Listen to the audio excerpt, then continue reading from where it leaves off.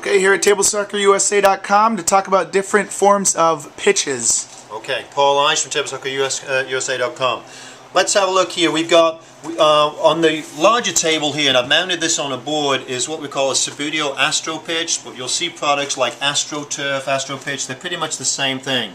The surface is a velour, almost billiard table-like surface, but finer than that.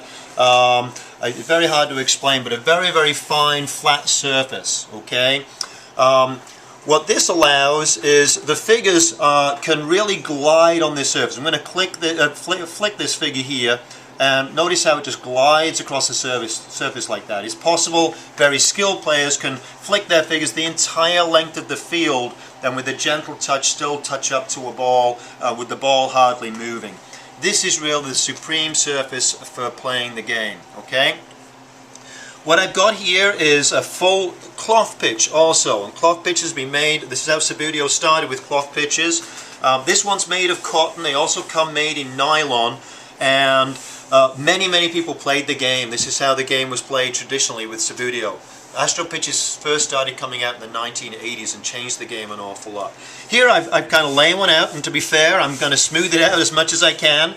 We've got our same figure here. I'll even put a ball, and I'm going to try to reach against this. Well, not too bad there. Moving pretty good as we come up to this ball. That was actually pretty good, okay? So still able to move across. I would say, though, definitely you're not going to be able to reliably get across the field with the figure gliding on this type of surface, okay? And the surface also is liable, we call it like pilling, with little parts coming up of the surface over time, so it might last you for a little while. I find as somebody who kind of handles this equipment here that a lot of people look at the price of the Astro Pitch and think, oh, I guess it's a little bit too much as opposed to the cloth pitch.